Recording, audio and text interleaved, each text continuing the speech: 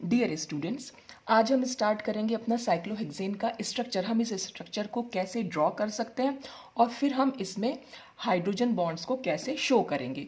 तो अगर हमें इसे ड्रॉ करना है सबसे पहले साइक्लोहेक्सेन के स्ट्रक्चर को, तो इसमें आपने करना क्या होगा कि सबसे पहले आपने दो पैरेलल लाइंस को खींचना है। दो पैरेलल लाइंस खींची, फिर आपने क्या करना है, इस लाइन से थोड़ा नीचे की साइड ले जाते हुए एक लंबी लाइन खींचनी है।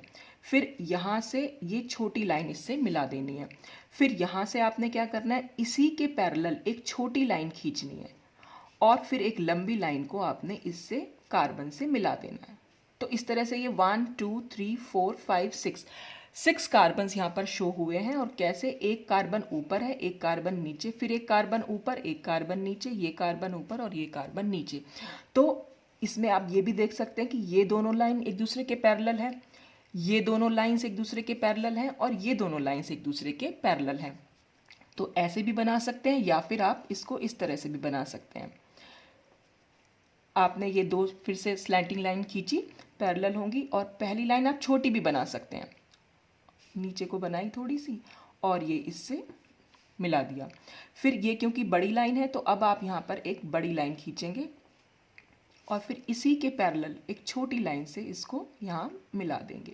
तो ये बन जाएगा आपका एक और फॉर्म। तो चाहे तो आप इसको इस तरह से बना सकते हैं और चाहे आप इसको इस तरीके से बना सकते हैं। बस ध्यान इतना रखना है, एक कार्बन ऊपर, एक कार्बन नीचे, ऊपर नीचे, इस तरह से कार्बन होंगे और ये दोनों लाइंस एक दूसरे के पैरेलल होंगी, ये दोनों लाइंस एक दूसरे के पैरेलल होंगी और ये दोनों लाइंस एक दूसरे के पैरेलल होंगी। अब हम बात करेंगे इनमें हाइड्रोजन को हम कैसे इसमें ऐड कर सकते हैं। तो देखिए ये 6 कार्बन है।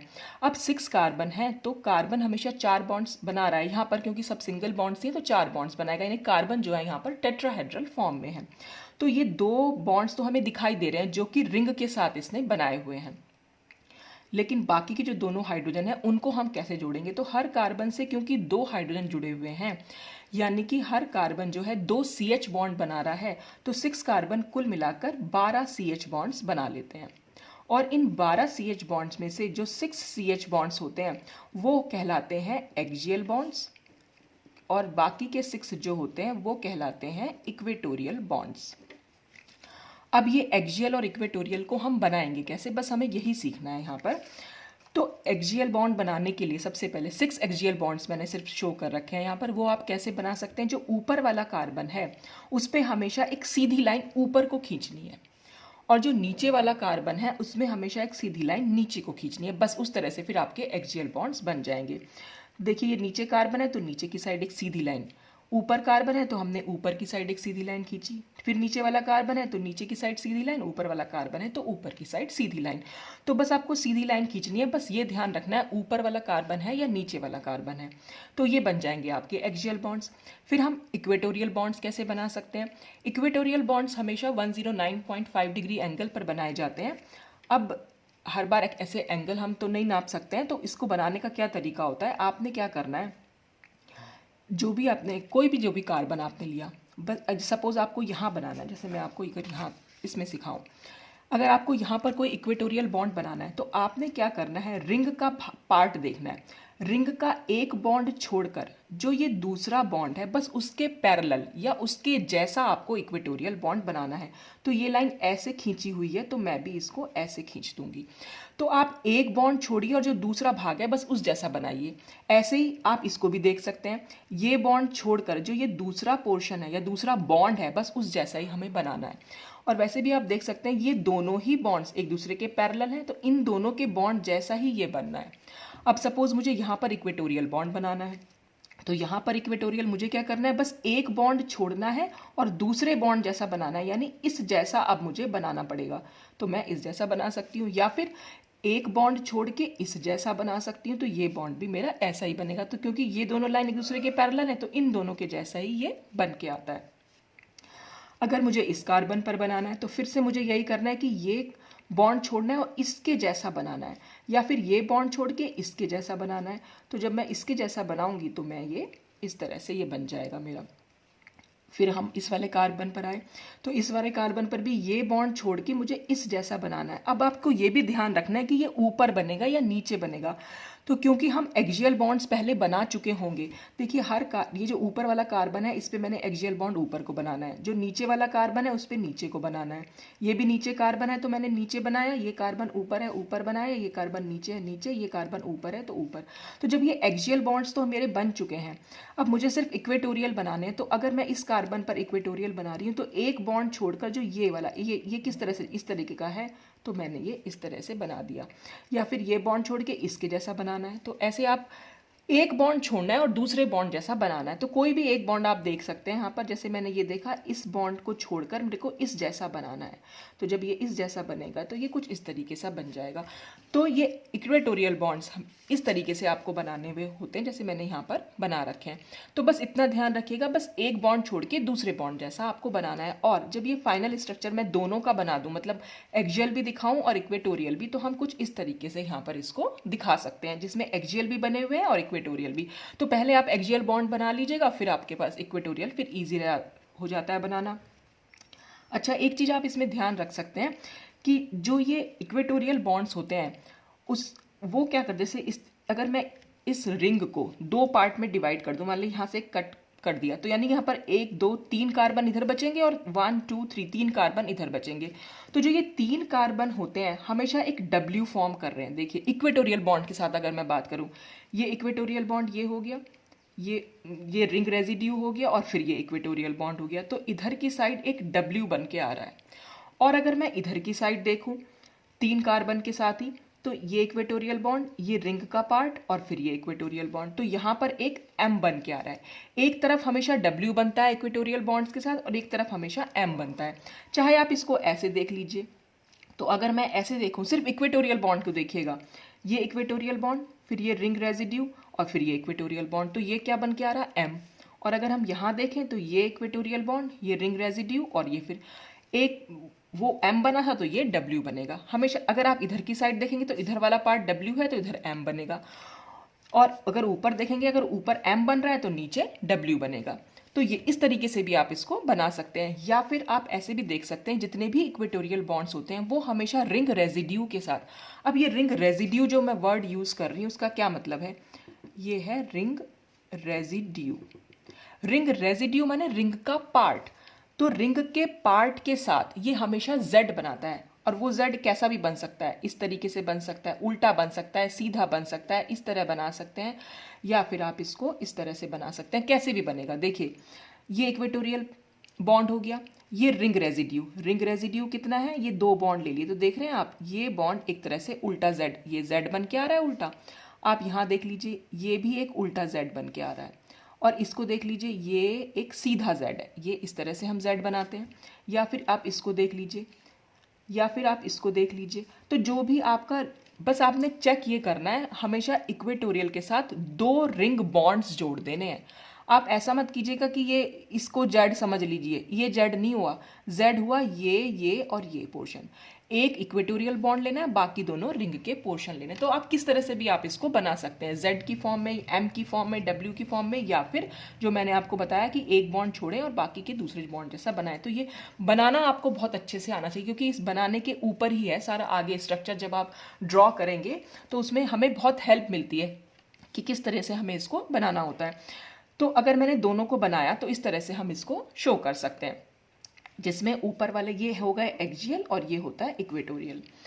अच्छा, अब दूसरा टॉपिक है इसमें कि रिंग फ्लिपिंग। यहाँ पर मैंने लिखा हुआ है फ्लिपिंग। ये रिंग फ्लिप होके इस तरीके से बन के आ रही है। अब ये फ्लिपिंग क्या होती है, फ्लिपिंग का मतलब है कि जब रूम टेम्परेचर पर जो ये साइक्लोहेक्सेन होती है ये बहुत ईजिली अपनी मिरर इमेज में कन्वर्ट हो जाती है।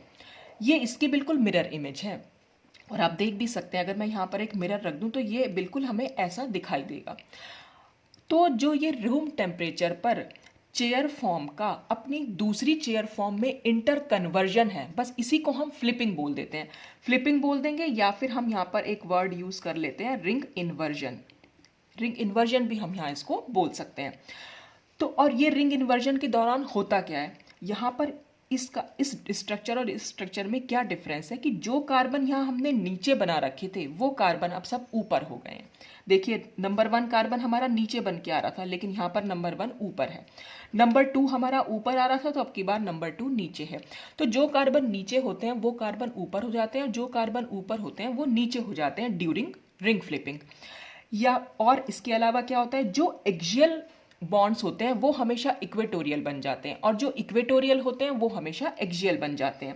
देखिए कैसे, अगर मैं नंबर 1 पे आपको सिखाना चाहूँ तो नंबर 1 में जो ये ऊपर की साइड बॉन्ड बनाया हुआ है ये हमारा इक्वेटोरियल बॉन्ड है, और जो नीचे बना है वो हमारा एक्सियल है। कैसे हमें मालूम पड़ा, क्योंकि सीधी लाइन जो जा रही है हमें नीचे की साइड हमेशा, ये नीचे वाले कार्बन पर नीचे की साइड हमें हमेशा एक्सियल बनाना है।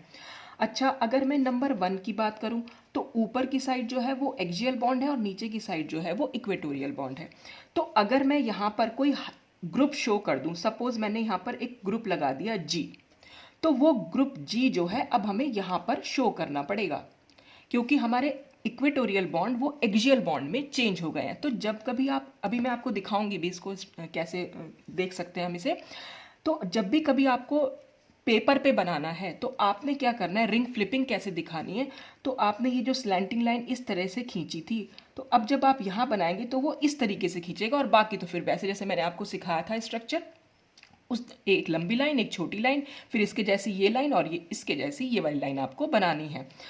अच्छा, अब इसमें क्या होगा कि मैंने बोला जब आपको बनाना है तो कैसे करेंगे, तो आपने क्या करना है, इसमें कहीं पर भी कोई ग्रुप के जहाँ पर भी ग्रुप जुड़ा हुआ है वहाँ से आपने नंबर 1 स्टार्ट कर लिया। तो ये आपने नंबर 1 दिया, फिर 2 3 4 5 6, आप इसको ऐसे भी दे सकते हैं, नंबर 1 2 3 4 5, वो आपके ऊपर है, कैसे भी आप इसकी नंबरिंग कर सकते हैं, क्योंकि यहाँ पर अभी कोई बाकी किसी कार्बन पर कोई सब्स्टिट्यूएंट है ही नहीं, तो हम किसी को भी कुछ भी नंबर दे सकते हैं।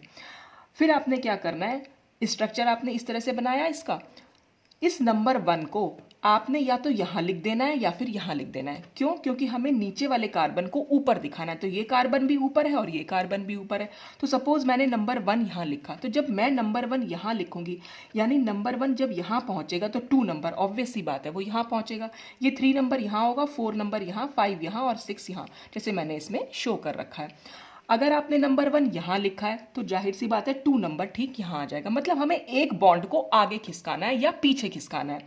अगर हम आगे खिसका रहे हैं तो पीछे वाले बॉन्ड भी इसके आगे ही खिसकेंगे, यानी ये बॉन्ड भी आगे जाएगा, और अगर हम इसको पीछे की साइड खिसका रहे हैं तो ये 2 नंबर भी पीछे की साइड आ जाएगा। तो आपने क्या करना है, जो भी नंबर आपने डाला हुआ है वो बस आपने यहाँ या यहाँ पर दे देना। नंबर 1 से अगर आप स्टार्ट कर रहे हैं तो एक्सक्यूज मी, और फिर उसी हिसाब से 2 और 3 4 5 आपने नंबर दे देना है। तो ये नंबर मैंने यहाँ पर डाल दी। फिर दूसरा काम आपने क्या करना है, जो बॉन्ड ग्रुप ऊपर जुड़ा हुआ था उसको आपने ऊपर ही शो करना है। देखिए ये ग्रुप जो है ऊपर इक्वेटोरियल बॉन्ड हमारा ऊपर की साइड था और ऊपर ही हमारा जी जुड़ा हुआ है, तो ये कार्बन ऊपर है, तो अब इसमें ऊपर की साइड एक्सियल बॉन्ड आएगा। जाहिर सी बात है जो भी ऊपर कार्बन होते हैं हमें हमेशा एक्सियल बॉन्ड उसमें ऊपर बनाने होते हैं। तो आपने ये ग्रुप जी इसमें लिख दिया। तो अब आप खुद ही देखिए ये इक्वेटोरियल था और अब ये एक्सियल हो गया है। तो इक्वेटोरियल हमेशा एक्सियल में चेंज होते हैं और एक्सियल हमेशा इक्वेटोरियल में चेंज हो जाते हैं, लेकिन ऊपर का बॉन्ड हमेशा ऊपर ही रहता है और नीचे का बॉन्ड हमेशा नीचे ही रहेगा। मतलब ऊपर का बॉन्ड ऊपर रहने से क्या मतलब है कि ये जो ग्रुप ऊपर की साइड जुड़ा हुआ था यहाँ पर भी हमें ऊपर ही जोड़ना है। तो यही मैंने यहाँ पर लिखा हुआ है कि during flipping all axial hydrogen become equatorial and all equatorial hydrogen become axial. Up bond remains up and down bond remains down. ऊपर वाले बॉन्ड ऊपर ही रहेंगे और नीचे वाले बॉन्ड नीचे ही रहेंगे। अब हम देखते हैं इसको एक्चुअल में होता क्या है। देखिए ये है हमारा साइक्लोहेक्सेन का स्ट्रक्चर। तो इसमें हम साइक्लोहेक्सेन में मैं आपको ये दिखाना चाह रही थी कि ये जैसे ये बॉन्ड ऊपर है, सॉरी ये कार्बन ऊपर ये कार्बन नीचे, फिर ये कार्बन ऊपर ये कार्बन नीचे, ये कार्बन ऊपर और ये कार्बन नीचे। और इसमें जो जितने ये ग्रीन है ये सारे ग्रीन और वाइट मैंने दिखा रखे हैं इसमें, हालांकि ये सब हाइड्रोजन है पर मैंने आपको अलग अलग इसलिए शो किया ताकि आपको एक्सियल और इक्वेटोरियल हाइड्रोजन में डिफरेंस पता चल सके। तो जो ये ऊपर की साइड देखिए, जो ये ऊपर कार्बन थे उन सब में क्या हो रखा है कि ये, इसको थोड़ा सा इस तरह से मैं दिखा, ये सारे कार्बन ऊपर की साइड है। तो ऊपर वाले कार्बन पर जो एक्सियल बॉन्ड्स हैं वो ऊपर की साइड दिखाए हुए हैं, तो यानी कि जो ग्रीन बॉल्स हैं वो सब एक्सियल बॉन्ड्स को शो कर रखी हैं, और जो नीचे वाले कार्बन हैं उसमें जो ग्रीन बॉल्स हैं वो भी एक्सियल को शो कर रखे हैं, बस वो नीचे की साइड बनी हुई क्योंकि वो नीचे वाले कार्बन हैं। अच्छा, और जो इक्वेटोरियल हाइड्रोजन्स हैं, इक्वेटोरियल हाइड्रोजन्स जो मैंने व्हाइट बॉल से बना रखे हैं, ये भी इक्वेटोरियल, ये भी हाइड्रोजन्स ही हैं, पर मैंने ग्रीन से नहीं बनाए ताकि आपको डिफरेंस मालूम पड़ सके इक्वेटोरियल और एक्सियल हाइड्रोजन्स में। तो ये इस तरह से हम इसको दिखा सकते हैं, बस हमें एक ऊपर एक नीचे, एक ऊपर और एक नीचे बनाना होता है। अब जो मैं आपसे बात बता रही थी कि जो हमारे ये बॉन्ड है इक्वेटोरियल, देखिए यहाँ पर जो बन के आ रहा है ये इक्वेटोरियल बॉन्ड है, फिर ये रिंग का पार्ट है, ये भी रिंग का पार्ट है, और ये इक्वेटोरियल, तो देख रहे हैं आप ये एक तरीके से डब्ल्यू बन के आ रहा है। और अगर मैं इधर देखूं तो यहाँ पर घुमाया, ये घुमाया, फिर ये और ये एक तरीके से एम बन के आ रहा है, अगर आपको इसमें दिखाई दे रहा है तो। और अगर मैं ऊपर वाले पार्ट में देखूं, ये और ये एक डब्ल्यू बन के आ रहा है, और यहाँ नीचे वाले पोर्शन में देखूं तो यहाँ यहाँ यहाँ और ये इस तरीके से ये ऐसे, तो ये एक एम बन के आ रहा है। और दूसरी चीज़, अगर मैं इनको इक्वेटोरियल पोर्शन को ऐसे देखूं कि हमें इसके साथ Z बनाना है रिंग रेजिड्यू के साथ, तो देखिए ये एक इक्वेटोरियल, फिर ये रिंग का पार्ट और ये रिंग का पार्ट, तो ये एक तरीके से Z बन के आ रहा है। अच्छा, अगर मैं यहाँ देखूं तो ये नीचे की साइड है, फिर ये और ये भी एक Z बन के आ रहा है। यहाँ पर भी देखें तो ये और ये पोर्शन, ये भी पूरा एक Z। हाँ, तो हर इक्वेटोरियल जो है वो Z की फॉर्म में बनाया जाता है। अब हम आते हैं रिंग फ्लिपिंग पे। रिंग फ्लिपिंग में हमें क्या करना है कि जो भी नीचे वाले कार्बन है उन्हें ऊपर कर देना, जो ऊपर वाले कार्बन है नीचे कर देना। अब आप खुद देखिएगा, जो एक्सियल हाइड्रोजन है वो इक्वेटोरियल बन जाएंगे, जो इक्वेटोरियल हाइड्रोजन है वो एक्सियल बन जाएंगे। देख लीजिए, जो ग्रीन वाले थे वो एक्सियल है, इसलिए वो सीधे खड़े हुए हैं, बिल्कुल सीधे। ठीक है, अब हम घुमाते हैं इसको।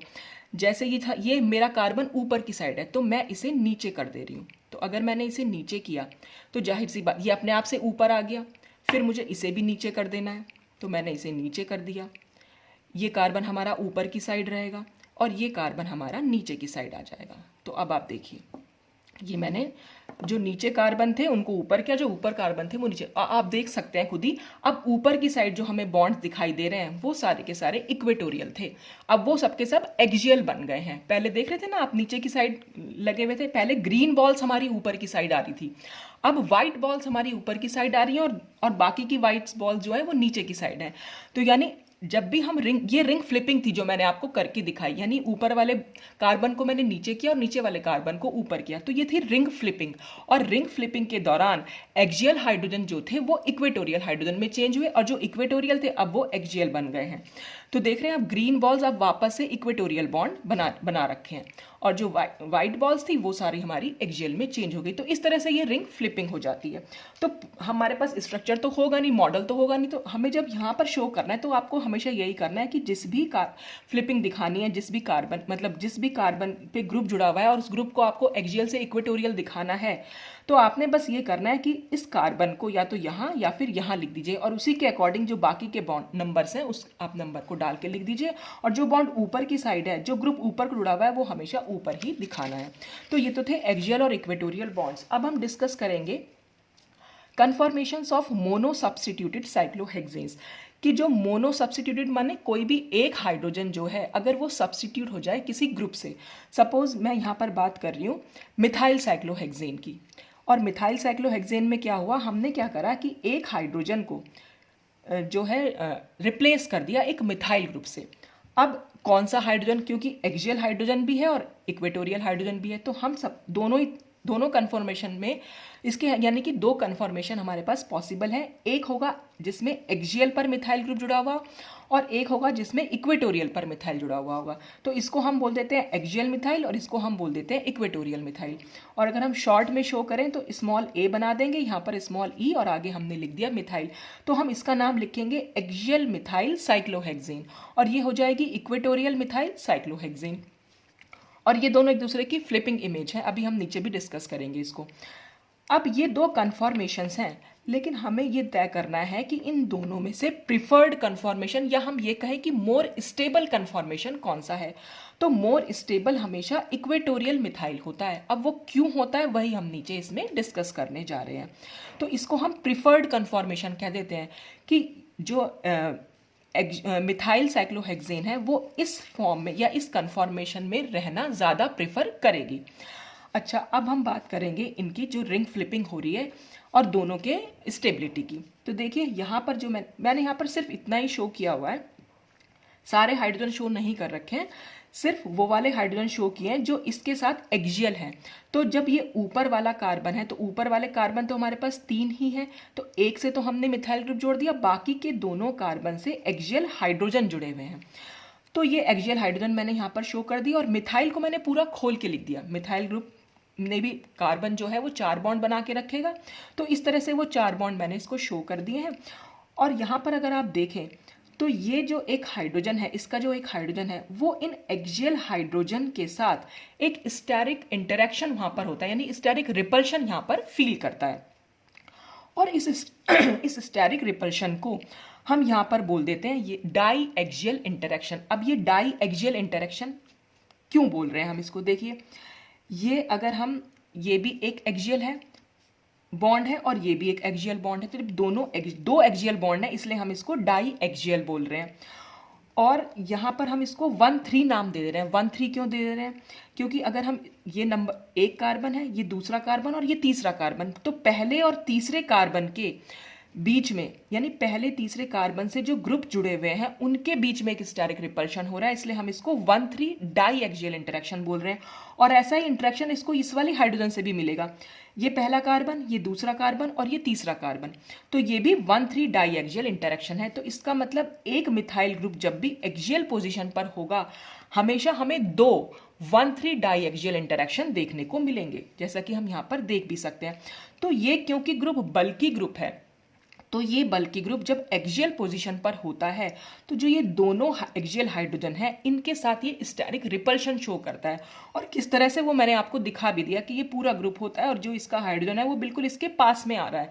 तो ये हम ये कह सकते हैं कि ये जो पूरा ग्रुप है इनके साथ एक स्टेरिक रिपल्शन शो कर रहा है, जिसको हम बोल देते हैं 1,3 डाई एक्सियल इंटरेक्शन। अच्छा, अगर हम इसकी रिंग फ्लिपिंग कराएं तो सबसे पहले रिंग फ्लिपिंग ही देख लीजिए।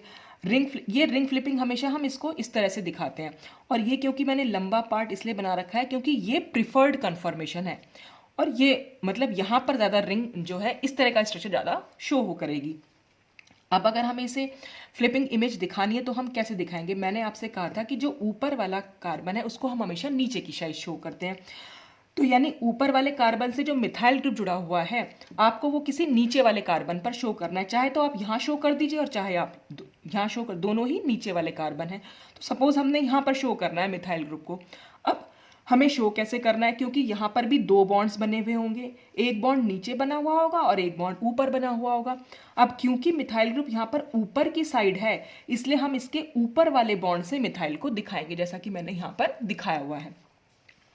और एक्सियल, यहाँ पर एक्सियल बॉन्ड था, अब ये इक्वेटोरियल बन के आ गया है। तो इस तरह से आपको दिखाना होता है हमेशा कि अगर ये ऊपर बना हुआ है तो यहाँ पर भी हमें इसे ऊपर ही बनाना है। तो ये इक्वेटोरियल कन्फॉर्मर हो गया। और यहाँ पर अगर आप देखें, क्योंकि इक्वेटोरियल है तो इसके जो इक्वेटोरियल हाइड्रोजन है वो दूर दूर हैं काफ़ी, ये इधर की साइड है तो ये इधर है, काफ़ी दूर दूर है। तो यहाँ पर इक्वेटोरियल पोजीशन पर वैसे भी कोई स्टेरिक रिपल्शन इसीलिए हमें देखने को नहीं मिलता है। तो जब यहाँ पर कोई स्टेरिक रिपल्शन ही नहीं है, ऐसा कोई डायएक्सियल इंटरेक्शन ही नहीं है, तो इसलिए ये मोर स्टेबल फॉर्म होती है इसके कंपैरिजन में। तो जब भी कभी मोनो सब्स्टिट्यूटेड की बात आएगी, ये बात आप ध्यान रखिएगा कि एक एक्सियल मिथाइल ग्रुप हमेशा 2 1,3 डायएक्सियल इंटरेक्शन शो करता है। अब हम आते हैं, तो एक रीज़न तो ये हुआ इसका प्रिफर्ड कन्फॉर्मेशन का।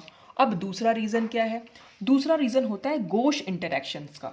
अब ये गोश इंटरेक्शंस क्या है, गोश इंटरेक्शन मैंने आपको बताया भी था जब मैंने ब्यूटेन सिखाया था आपको, ब्यूटेन के कन्फॉर्मेशन, कि वहाँ पर कुछ इस तरह का स्टैगर्ड फॉर्म में एक मिथाइल ग्रुप यहाँ था और एक मिथाइल ग्रुप यहाँ था, ये बाकी हमारे H थे। तो ये वाला बॉन्ड और ये वाले बॉन्ड का जो प्लेन था उनके बीच में 60 डिग्री का एंगल, जिसको मैंने डाइहेड्रल एंगल बताया था, तो ये था गोश फॉर्म थी ये। तो जब और यहाँ पर क्या होता है, ये बल्की ग्रुप है और ये भी बल्की ग्रुप है, दोनों बल्की ग्रुप हैं, दोनों के बीच में स्टेरिक रिपल्शन है, तो उसी स्टेरिक रिपल्शन को हम बोल देते हैं गोश इंटरेक्शन या गोश ब्यूटेन इंटरेक्शन, क्योंकि ये ब्यूटेन से हमने इसको डिराइव किया है। तो CH3, इस CH3 से ये CH3 यहाँ भी हो सकता है और नहीं तो ये CH3 यहाँ भी हो सकता है, आप किधर भी दिखा सकते हैं, दोनों ही हमारी गोश फॉर्म होती हैं। या तो आप इस तरह से दिखा सकते हैं या फिर आप इस तरह से भी दिखा सकते हैं। ये मैंने पूरा कन्फॉर्मेशन जब समझाए थे आपको ब्यूटेन के तब अच्छे से समझाया भी था।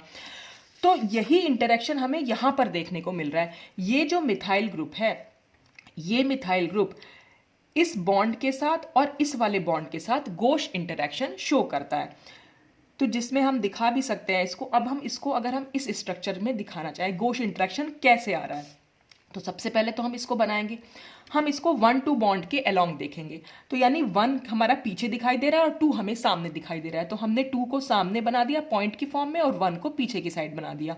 अब आप देखिए 1 में जो बॉन्ड है हमारा ऊपर की साइड, हमें ये देख रहे हैं आप, एक Y बन के आ रहा है।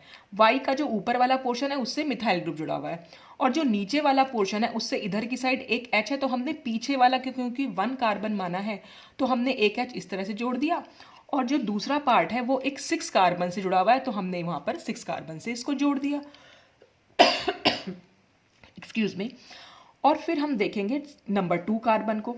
अब नंबर 2 कार्बन पर भी यहाँ पर 2 हाइड्रोजन यहाँ पर जुड़े हुए हैं, और वो दोनों हाइड्रोजन हम कैसे शो कर सकते हैं, इस तरीके से शो कर सकते हैं।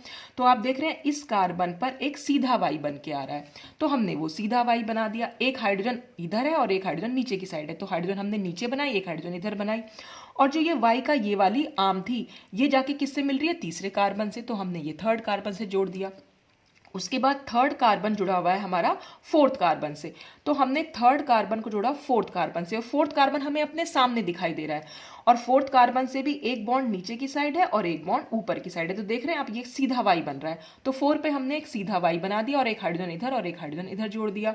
4 कार्बन 5th कार्बन से जुड़ा हुआ है, 5th कार्बन पीछे की साइड है, तो पीछे वाले कार्बन को हमने बड़ा करके दिखा दिया और बड़े वाले कार्बन मतलब राउंड से दिखाया, और इस पे भी एक उल्टा Y बन रहा है, और उल्टा Y 5th कार्बन जो है वो 6th कार्बन से जुड़ा हुआ है, तो हमने 5th कार्बन को 6th कार्बन से जोड़ दिया और ये हमने इस पर एक उल्टा Y बना दिया, जिससे हमने बाकी के हाइड्रोजन जोड़ दिए।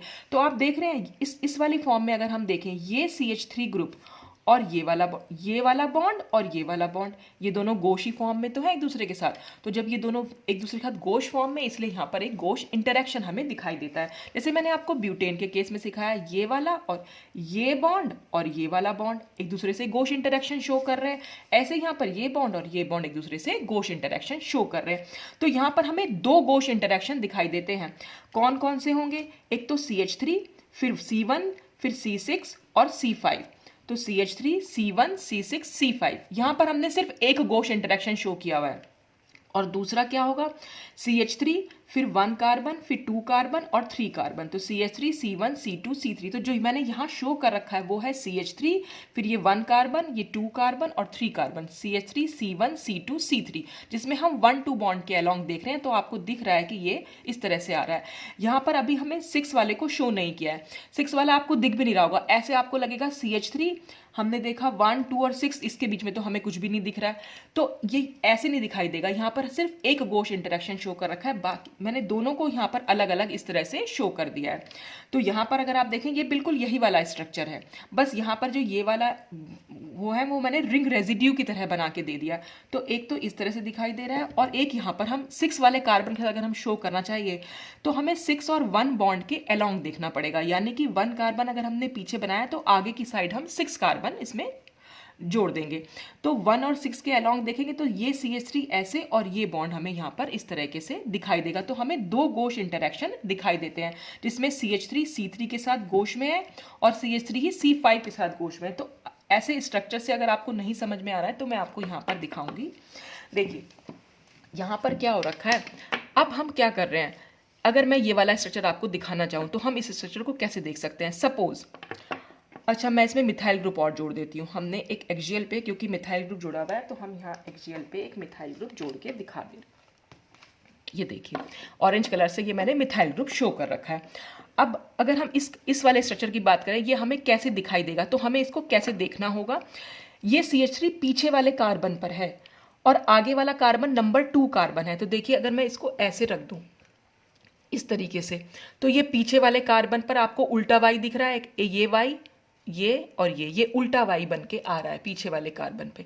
और अगर मैं आगे वाले कार्बन की बात करूं तो आगे वाले कार्बन पर एक सीधा वाई हमारे पास बन के आ रहा है, ये और ये। तो आगे वाला कार्बन हमारा 2 नंबर कार्बन है और पीछे वाला कार्बन हमारा नंबर 1 कार्बन है। तो अगर अब आप देखें तो 1 कार्बन यानी मिथाइल ग्रुप, ये वाला कार्बन और ये कार्बन, बस हम इसकी बात कर रहे हैं। तो आपको दिख रहा है कि ये एक गोश इंटरेक्शन है। कैसे गोश इंटरेक्शन है? क्योंकि हमने ये कार्ब का जो प्लेन है और जो इस बॉन्ड का प्लेन है, यानी इस बॉन्ड का प्लेन और इस बॉन्ड का प्लेन आपस में 60 डिग्री का एंगल दिखा रहे हैं। देखिए मैं आपको इसको इसमें भी दिखा सकती हूँ। ये वाला स्ट्रक्चर अगर हम देखें, जो मैंने खाली सिर्फ ब्यूटेन में दिखाया था, देखिए जो ये ब्यूटेन का स्ट्रक्चर, मान लें सिर्फ इस वाले बॉन्ड की बात मैं करूँ तो हमने आगे वाले कार्बन पर एक ये दिखा रखे है उल्टा वाई, तो ये आगे वाले कार्बन पर हमारा उल्टा वाई बन के आ रहा है।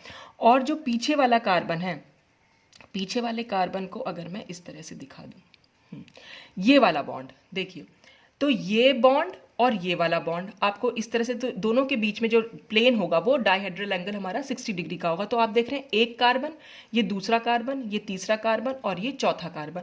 तो ये एक गोश इंटरेक्शन होता है और ठीक ऐसा ही इंटरेक्शन हमें यहाँ पर भी देखने को मिल रहा है। तो इसमें हमने क्या कर रखा है, यहाँ पर हमने, मैं अगर इसको उल्टा करके दिखा दूं, क्योंकि हमने मिथाइल ग्रुप को पीछे रखा हुआ है, तो हमने यहाँ मिथाइल ग्रुप को पीछे रख लिया। तो ये मिथाइल ग्रुप अगर हमने पीछे रखा हुआ है तो ये जो इंटरेक्शन है हमारा इस तरह से दिख रहा है। देखिए ये यहाँ पर भी शो कर सकते हैं हम इसको और ऐसे भी शो कर सकते हैं। ये भी एक गोश इंटरेक्शन है, चाहे आप यहाँ दिखा दीजिए चाहे आप यहाँ दिखा दीजिए, दोनों ही गोश है। तो बस आप इतना देखिए, ये एक बॉन्ड है, फिर एक बॉन्ड ऐसे और एक बॉन्ड इधर बना हुआ है, ये मैं यहीं रख दे रही हूँ नीचे। और अगर हम यहाँ पर इससे मैच करें इसको, तो इसमें भी हम यही तो दिखाना चाह रहे हैं कि ये इस तरीके से, देखिए ये दोनों स्ट्रक्चर अगर आपको दिख पा रहे हैं तो ये वाला मिथाइल ग्रुप हमने यहाँ बना दिया, ये एक बॉन्ड जा रहा है तो यहाँ पर भी एक बॉन्ड है, फिर ये 2 कार्बन दिख रहे हैं तो ये 2 कार्बन हमारे ऐसे जा रहे हैं, और फिर हम इससे ये वाला बॉन्ड दिखा रहे हैं, यानी कि इस कार्बन की हम बात कर रहे हैं, और ऐसे यहाँ पर इस वाले मिथाइल ग्रुप की बात कर रहे हैं। तो ये इस तरीके से अगर हम देखेंगे तो ये एक गोश इंटरेक्शन हमें दिखाई देता है। जब हम 1-2 बॉन्ड के अलॉन्ग देख रहे हैं, यानी 2 बॉन्ड हमारे सामने हैं और 1 बॉन्ड हमारे ठीक पीछे है, तो इस तरीके से ये गोश इंटरेक्शन यहाँ पर देखने को मिलता है।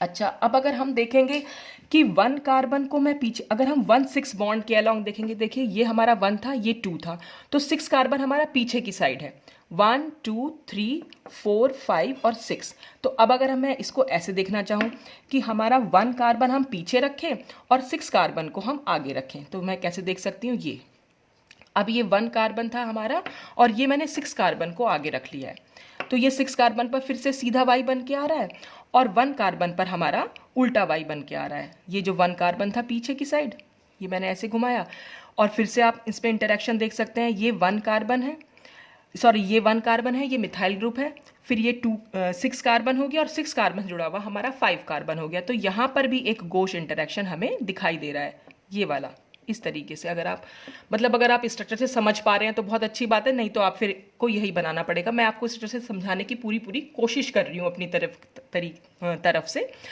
तो ये हमारा एक गोश इंटरेक्शन यहाँ पर देखने को मिलता है। तो ये 1-6 के बीच में और ये 1-2 के बीच में, तो ये CH3 यहाँ पर इस CH के साथ और ये CH3 इस CH2 बॉन्ड के साथ हमें गोश इंटरेक्शन दिखाई दे रहा है। तो जब भी ये एक्सियल, आप एक चीज़ ध्यान रखिएगा, जब भी कभी एक्सियल पर मिथाइल ग्रुप होगा हमेशा वो 2 गोश इंटरेक्शन शो करता है। वो गोश इंटरेक्शन मैंने आपको शो करने की कोशिश भी की और अब बनाएंगे तो आप इस तरीके से इसको बना सकते हैं। अच्छा, अगर हमारा मिथाइल ग्रुप इक्वेटोरियल पोजीशन पर हो, तो इक्वेटोरियल पोजीशन पर जब ये होता है तो ऐसा कोई गोश इंटरेक्शन हमें दिखाई नहीं देता, बल्कि यहाँ पर हमें एक एंटी ओरिएंटेशन देखने को मिलता है। जो बॉन्ड हमने यहाँ पर लिए थे उन्हीं बॉन्ड के साथ, यहाँ पर CH3 वाला जो ग्रुप था वो 5-6 बॉन्ड के साथ गोश था और 2-3 के साथ गोश था, और यहाँ पर अगर हम देखें ये जो CH3 ग्रुप है इस 5-6 के साथ एंटी है। एंटी का मतलब एक Z बन के आता है, मतलब अगर हम एक सीधा बॉन्ड खींच दें, ये सीधा बॉन्ड है, एक ग्रुप अगर इधर है और एक ग्रुप अगर इधर है, तो ये एंटी पोजीशन होती है हमेशा। ऐसे ही एंटी पोजीशन आपको यहाँ दिख रही है कि 1-6 बॉन्ड के अलोंग अगर हम देखें तो CH3 इधर की साइड है और ये 5-6 बॉन्ड इधर की साइड है। ऐसे ही अगर हम 2,3 बॉन्ड की बात करें तो इस बॉन्ड 1,2 बॉन्ड के अलोंग अगर हम देखें तो CH3 इधर की साइड है और ये 2,3 जो है इधर की साइड है। तो एक Z बन के आता है हमेशा एंटी ओरिएंटेशन में, और एंटी ओरिएंटेशन में क्योंकि दोनों एक दूसरे से काफ़ी दूर हो जाते हैं, 180 डिग्री का मैंने आपको बताया भी था कि अगर हम एंटी ओरिएंटेशन बनाते हैं ब्यूटेन का, ये सब मैंने ब्यूटेन में सिखाया था। तो एंटी इंटरेक्शन हम कैसे बनाएंगे, इस तरीके से, ये CH3 यहाँ और ये CH3 यहाँ, तो दोनों के बीच में 180 डिग्री का डिफरेंस होता है। तो इसलिए 180 डिग्री पर है, इसलिए यहाँ पर कोई भी ऐसा इंटरेक्शन हमें देखने को नहीं मिलता। तो अगर हम इसको इसी फॉर्म में बनाना चाहें, गोश की फॉर्म में, सॉरी गोश की कह रही हूँ मैं, इस तरह से जो न्यूमैन प्रोजेक्शन अगर हम बनाना चाहें तो न्यूमैन प्रोजेक्शन में ये CH3 इस 2,3 बॉन्ड के साथ आप देख रहे हैं एंटी पोजीशन में हमें दिखाई दे रहा है। तो अगर मैं आपको यहाँ भी शो करूँ इसको, अगर मैं इसे इक्वेटोरियल पोजीशन पर लगाऊँ तो देखिए यहाँ मैं आपको शो कर सकती हूँ, ये हमारा अब आ गया, ये इक्वेटोरियल पोजीशन पर मैंने हाइड्रोजन को लिया। तो अगर मैं इसको 1 नंबर मान रही हूँ, जैसे हमने 1 नंबर से इथाइल ग्रुप को जोड़ा हुआ है, तो 1 नंबर ये हुआ, तो 1 नंबर हमारा ये कार्बन हुआ, 2 नंबर ये हुआ और 3 नंबर ये हुआ। तो आप अगर देख पा रहे हैं तो ये 2,3 बॉन्ड है और ये मिथाइल वाला बॉन्ड है, ये बॉन्ड एक दूसरे के एंटी हैं। इस बॉन्ड के अलोंग अगर हम देखें तो ये बॉन्ड इधर जा रहा है और ये बॉन्ड इधर जा रहा है, तो दोनों एंटी हैं। और ऐसे ही अगर मैं यहाँ पर देखूँ, ये 1 कार्बन है, 2, 3, 4, 5, 6, यहाँ पर अगर हम देखें ये वाला बॉन्ड और ये वाला बॉन्ड एक दूसरे के एंटी हैं, तो 5, 6 वाला बॉन्ड और CH3 वाला बॉन्ड, ये बॉन्ड भी दोनों एक दूसरे के एंटी हैं। तो दो हमेशा हमें एंटी पोजीशन यहाँ पर देखने को मिल रही है, तो उसको हम इस तरीके से दिखा सकते हैं। न्यूमैन प्रोजेक्शन को देखना थोड़ा सा मुश्किल हो जरूर होता है, लेकिन एक तो ये मोबाइल की स्क्रीन बहुत छोटी है तो बहुत अच्छी तरह से शायद आप ना भी समझ पाए। तो अगर मैं यहाँ इसको शो करना चाहूँ तो 1 कार्बन अगर मैं पीछे की साइड शो करूँ तो 1 कार्बन मेरा पीछे की साइड चला गया, जिसमें हमने इसको एक सीधा वाई बना रखा है, तो ये हमारा सीधा वाई बन के आ रहा है। और जो 2 कार्बन है, 2 कार्बन हमारा उल्टा वाई है, तो ये 2 कार्बन हमारा उल्टा वाई बन के आ रहा है। तो ये बॉन्ड और ये बॉन्ड एक दूसरे से ठीक एंटी पोजीशन पर है, बिल्कुल उल्टी पोजीशन पर है। तो ये हमारा न्यूमैन प्रोजेक्शन है जो हम देखते हैं ऊपर की साइड से जब हम इसको देख रहे हैं। और ऐसे ही अगर मैं 5 बॉन्ड के साथ इसको देखूं तो 5 बॉन्ड के साथ भी हमें ये 5th बॉन्ड के साथ, मतलब ये वाला हमारा 5th बॉन्ड हो जाएगा, क्योंकि 1, 2, 3, 4, 5, 6, तो ये 5 बॉन्ड है। तो यहाँ पे अगर मैं इसको इस तरह से देखना चाहूँ तो ये वाला बॉन्ड और एक ये वाला बॉन्ड, ये भी एक दूसरे के एंटी पोजीशन पर हैं। तो हम इसको इस तरह से डायग्राम के थ्रू शो कर सकते हैं कि किस तरह से हम एंटी पोजीशन, तो एंटी पोजीशन पर कभी भी जो है कोई इस तरह का हमें इंटरेक्शन देखने को नहीं मिलता है। इसलिए यहाँ पर जो यहाँ पर इक्वेटोरियल पोजीशन है, तो इक्वेटोरियल पोजीशन पर हमें हमेशा एंटी ओरिएंटेशन देखने को मिलेगा। तो यहाँ पर ऐसा कोई ना तो गोश इंटरेक्शन देखने को मिलेगा और ना ही हमारा कोई डाईएक्सियल इंटरेक्शन देखने को मिलेगा। तो ये क्योंकि 2 टाइप के जो हम एक्सप्लेनेशन है दे सकते हैं, एक तो हमने दिया था कि प्रिफर्ड कन्फर्मेशन हम इसे क्यों मान रहे थे, एक तो इस मिथाइल की वजह से यहाँ पर 2 1,3 डाईएक्सियल इंटरेक्शन देखने को मिल रहे थे और 2 ही गोश इंटरेक्शन देखने को मिल रहे हैं। तो इसलिए ये हमारा प्रिफर्ड कन्फर्मेशन ना होकर इक्वेटोरियल मिथाइल जो है हमारा प्रिफर्ड कन्फर्मेशन होता है। तो आज का वीडियो वैसे ही ऑलरेडी बहुत लंबा हो गया है, तो आज के लिए बस इतना ही। बाकी के कुछ और टॉपिक्स को हम डिस्कस करेंगे अपने नेक्स्ट वीडियो में। Thanks for watching.